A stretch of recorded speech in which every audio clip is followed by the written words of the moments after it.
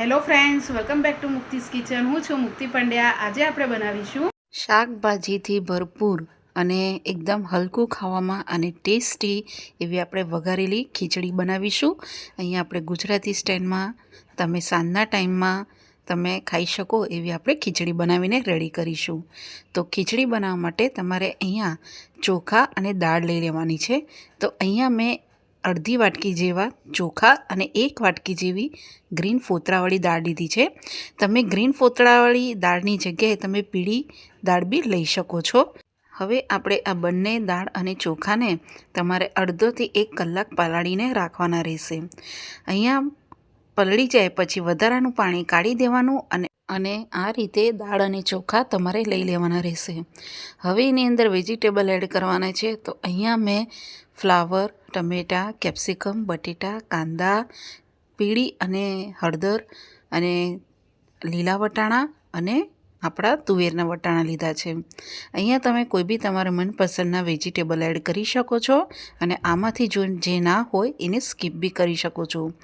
હવે આ બધા જ વેજીટેબલને આ રીતે તમારે મોટા ટુકડા કરીને રેડી કરવાના છે. તમે જો અહીંયા કાંદા ન ખાતા હોય તો સ્કીપ કરી શકો છો. તો હવે ખીચડી બનાવવા માટે આપણે કુકર લઈ લઈશું. એની અંદર આપણે અહીંયા 2 થી 3 ચમચી જેટલું ઘી એડ કરવાનું છે. અહીંયા ખીચડી આપણે ઘીમાં બનાવવાનું છે. ઘી ગરમ થાય એટલે અડધી ચમચી જેવી રાઈ એડ કરીશું અને અડધી ચમચી જેવું આપણે જીરું એડ કરીશું. રાઈ અને જીરું તતળી જાય પછી આની અંદર આપણે ખડા મસાલા એડ કરીશું, જેમાં તમાલપત્ર, 2 લાલ વઘારના મરચાં, તજ, લવિંગ અને દગડીના ફૂલ લઈ લઈશું. હવે એની અંદર આપણે લસણ અને મરચાં અને આદુના ટુકડા એડ કરીશું. અહીંયા તમારા ટેસ્ટ પ્રમાણે તમે લસણ, મરચાં અને આદુના ટુકડા એડ કરી શકો છો. અને અહીંયાથી મરચાં અને લસણમાંથી કાચો સ્વાદ નીકળે એટલું તમારે સાતળી લેવાનું છે. અહીંયા તમે લસણ અને મરચાંના તમારે ટુકડા જ એડ કરવાના, પેસ્ટ એડ નહીં કરવાના. હવે આની અંદર આપણે બધા જ વેજીટેબલ એડ કરી દઈશું, જેમાં પહેલાં બટેટા લઈ લઈશું, કાંદા લઈ લઈશું, કેપ્સિકમ લઈ લઈશું, ટમેટાં લઈ લઈશું અને ફ્લાવર લઈ લઈશું. પછી જે વટાણા અને તુવેરના દાણા છે એને બી લઈ લેવાના અને 1 મિનિટ જેવું આપણે ઘીની સાથે વેજીટેબલને તમારે સાતળી લેવાનું છે. આવી રીતે કરવાથી વેજીટેબલની અંદર ઘીનો ફ્લેવર આવી જશે.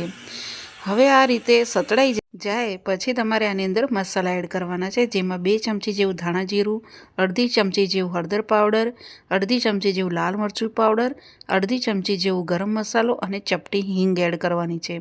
પછી આની અંદર જે આપણે દાળ અને ચોખા પલાળીને રાખ્યા હતા એ એડ કરી દેવાના. એડ થઈ જાય પછી તમારે આને હલકા હાથે તમારે મિક્સ કરવાનું છે.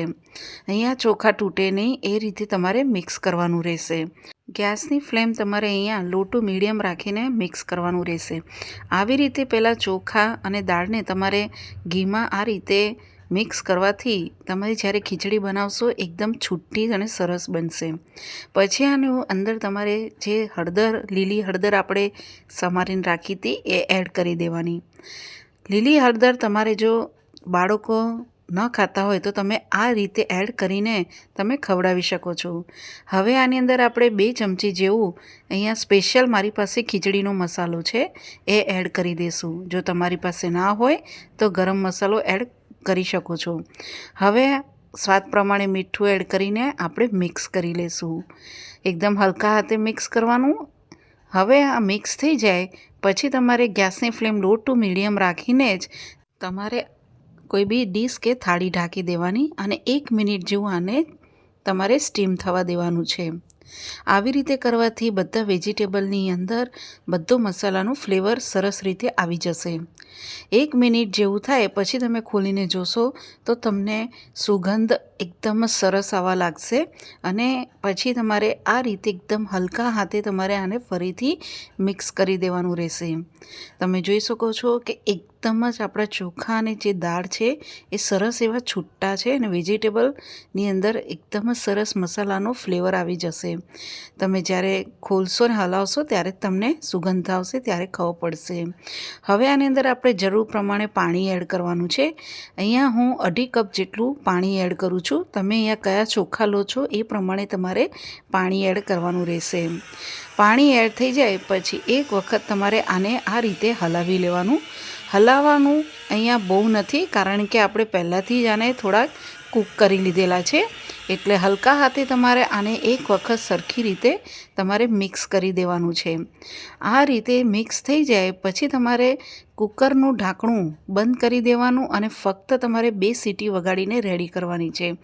2 સીટી વાગીને રેડી થઈ જાય અને કૂકર પૂરું ઠંડુ થાય પછી તમારે ખોલીને જોવાનું રહેશે. તમે અહીંયા જોઈ શકો છો કે આપણી ખીચડી વઘારીને એકદમ રેડી થઈ ગઈ છે અને જરૂર પ્રમાણે જેટલું પાણી જોઈએ એ પરફેક્ટ પાણીનો માપ છે આપણો અહીંયા. તમે આ રીતે ખીચડીને જો કાઢીને એક વખત હલાવીને જોશો તો ખીચડીનો એક એક દાણો છે એ સરસ એવો છૂટો હશે. તો આપણે અહીંયા આ ખીચડી ગરમા ગરમ આપણે સર્વ કરી લઈએ. તો આ ખીચડીની સાથે મેં પાપડ, દહીં, કાંદા કે પછી તમને જેની સાથે ભાવે તમે એની સાથે ખાઈ શકો છો. આપણે અહીંયા ખીચડી એકલા ઘીમાં બનાવેલી છે. જો તમે તેલમાં બનાવો તો ઉપરથી આમાં ઘી જરૂરથી નાખજો. અને આ ખીચડી તમે આ રીતે જરૂરથી ટ્રાય કરજો. શાકભાજીથી ભરપૂર છે. તમારા બાળકો જે શાક ન ખાતા હોય તો તમે આ રીતે ખીચડીની અંદર શાક એડ કરીને ખવડાવી શકો છો. અને તમે આ રીતે હેલ્ધી ખીચડી જરૂરથી ટ્રાય કરજો. ખૂબ જ મજા આવે છે ખાવાની. અને તમને જો મારી આ રેસીપી ગમે તો મારી ચેનલને સબસ્ક્રાઈબ કરજો, બેલ આઇકન પર ક્લિક કરજો. હજી સુધી તમે જો નવા હોય મારી ચેનલ ઉપર અને સબસ્ક્રાઈબ ન કરી હોય તો તમે જરૂરથી કરી લેજો અને બાજુની બેલ આઇકન પર ક્લિક કરજો, જેથી તમને હરેક નવી રેસીપીની નોટિફિકેશન તમને પહેલાં મળતી રહે. Thank you for watching.